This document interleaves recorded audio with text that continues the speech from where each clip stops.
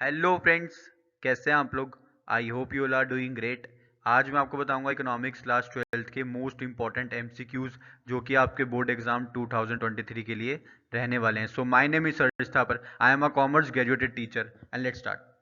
देखो बच्चों, important MCQs बताने से पहले मैं आपको बताना चाहता हूँ कि मैंने आप लोगों के लिए फुल मैक्रो इकोनॉमिक्स के और फुल इंडियन इकोनॉमिक्स के नोट्स बना दिए हैं जो कि आपके रिवीजन में बहुत ज़्यादा हेल्प करेंगे। अगर आप लोगों ने नोट्स एक बार अच्छे से पढ़ लिए तो डेफिनेटली आप लोगों का जो स्कोर है वो मैक्सिमाइज होगा इकोनॉमिक्स क्लास 12th में। मैंने काफ़ी सारे स्टूडेंट्स को ये नोट्स दिए थे प्री बोर्ड्स के टाइम पे, उन्होंने मेरे से लिए, उनका स्कोर मैक्सिमाइज हुआ है।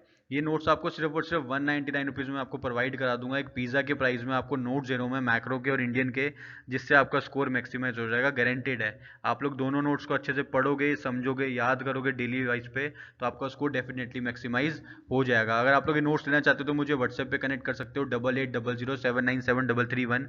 ये मेरा व्हाट्सएप नंबर है, ठीक है बच्चों। देखो बच्चों, जो पहला इंपॉर्टेंट एमसीक्यू है वो है central bank is an. Central bank क्या है आपको बताना है। एक एपेक्स बैंक है, रूरल बैंक है, रीजनल बैंक है या कमर्शियल बैंक है। तो बच्चों, जो सेंट्रल बैंक है इंडिया में वो है हमारा आरबीआई। आरबीआई इंडिया में सेंट्रल बैंक है। सेंट्रल बैंक का मेन फंक्शन ये होता है कि वो कमर्शियल बैंक को रेगुलेट करता है, करेंसी इशू करता है और भी बहुत सारे काम होते हैं इसके। तो आपको बताना है सेंट्रल बैंक क्या है। तो बच्चों, इसका आंसर है सेंट्रल बैंक एक एपेक्स बैंक है, एक बहुत बड़ा बैंक है जो सारे बैंक्स को रेगुलेट करता है, ठीक है। सेकेंड इंपॉर्टेंट एमसीक्यू है, what do you mean by credit creation by commercial banks. चार ऑप्शन दिए हुए, अगर आप लोग को ये आंसर आता है तो आप लोग पहले ही नीचे कमेंट करके बता सकते हो। तो बच्चों, credit creation by commercial bank का मतलब क्या है। It is a process of loan creation, process of creation of foreign exchange, process of total withdrawal creation या process of total deposit creation. तो बच्चों, इसका आंसर है process of total deposit creation. Total deposit creation को ही हम बोलते हैं credit creation by commercial banks. Third important question है, ओपन मार्केट ऑपरेशन क्या है। Buying and selling of currency by central bank, buying and selling of securities by central bank, buying and selling of securities by commercial bank या buying and selling of foreign exchange by central bank. तो बच्चों, इसका answer है option number B, buying and selling of securities by central bank को हम बोलते हैं open market operation. Open market operation तब होता है जब सेंट्रल गवर्नमेंट रेगुलेट करती है, कंट्रोल करती है इन्फ्लेशन या डिफ्लेशनरी सिचुएशन को, ठीक है बच्चों। फोर्थ इंपॉर्टेंट एमसीक्यू है, कैपिटल रिसीट क्या है। तो बच्चों, कैपिटल रिसीट का मतलब होता है पैसे आ रहे हैं। पैसे आ रहे हैं या तो हमारे असेट्स कम हो रहे हैं, ठीक है, तो असेट्स कम हो रहे हैं या लाइबिलिटीज बढ़ रही है गवर्नमेंट की, ठीक है, गवर्नमेंट की बात करें, सेंट्रल गवर्नमेंट की, या तो लाइबिलिटीज बढ़ रही है या असेट्स घट रहे हैं, उनको बोलते हैं कैपिटल रिसीट। तो यहाँ पे देख लो कहाँ लिखा है, create liability for the government. तो बच्चों, इसका आंसर बी हो गया, create liability for the government. या तो लाइबिलिटी बढ़ती है या असेट्स कम होते हैं कैपिटल रिसीट से, ठीक है।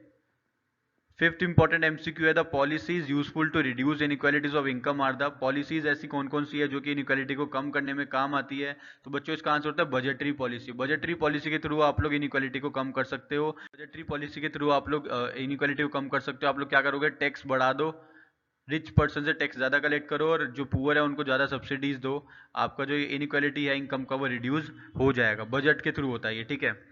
सिक्स इंपॉर्टेंट एमसीक्यू है, which of the following is not an item of revenue receipt. इनमें से कौन सा रेवेन्यू रिसीट नहीं है आपको बताना है। तो बच्चों, जो ग्रांट होता है ये रेवेन्यू रिसीट नहीं होता है, ये कैपिटल रिसीट होता है, ठीक है।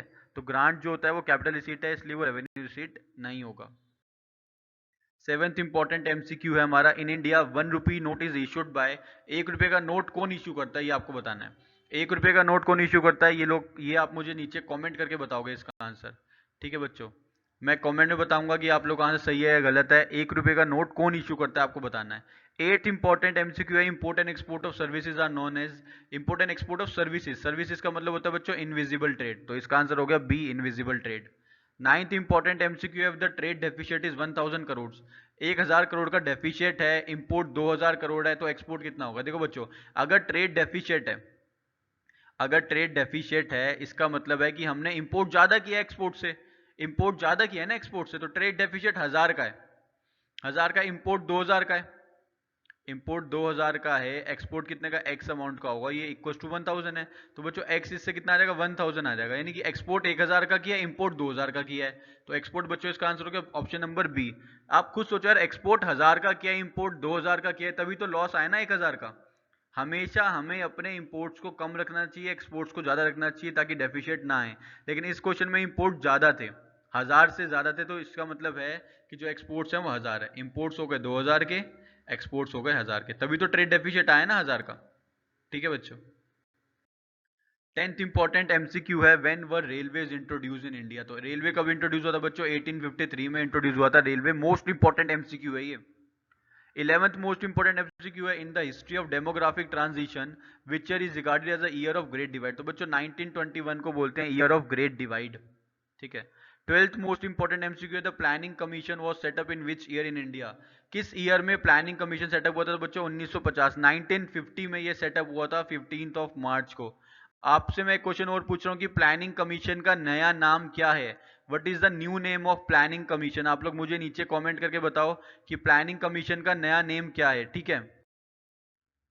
13th मोस्ट इंपॉर्टेंट एमसीक्यू है, डब्ल्यूटीओ कब एस्टेब्लिश हुआ था? वर्ल्ड ट्रेड ऑर्गेनाइजेशन कब एस्टेब्लिश हुआ था? तो बच्चों 1995 में एस्टेब्लिश हुआ था। 14th इंपॉर्टेंट एमसीक्यू है, human capital is called investment that brings. Human capital क्या होती है? जो कि लेबर की क्वालिटेटिव इंप्रूवमेंट लेके आती है, क्वालिटेटिव, ठीक है बच्चों। 15th इंपॉर्टेंट एमसीक्यू है, which of the following is an institutional source of rural credit. इनमें से कौन सा इंस्टीट्यूशनल सोर्स है रूरल क्रेडिट का? तो बच्चों इसका आंसर है आरआरबी। रीजनल रूरल बैंक जो होते हैं वो इंस्टीट्यूशनल है, बाकी सब मनी लेंडर्स, ट्रेडर्स और लैंडलॉर्ड्स ये सब इंडिविजुअल्स होते हैं, ठीक है। 16th most important MCQ, the following factors are responsible for land degradation. इनमें से कौन सा लैंड डिग्रेडेशन का कॉज नहीं है? एक्सेप्ट पूछा है उसने, कौन सा कॉज नहीं है? तो बच्चों अफॉरेस्टेशन कॉज नहीं होता। अफॉरेस्टेशन मतलब होता है कि पेड़ों को लगाना, पेड़ लगाने से डिग्रेडेशन नहीं होता लैंड में, तो ये एक एक्सेप्शन है इसका, ठीक है। 17th मोस्ट इंपॉर्टेंट एमसीक्यू है, what was the life expectancy at birth in India on the eve of independence.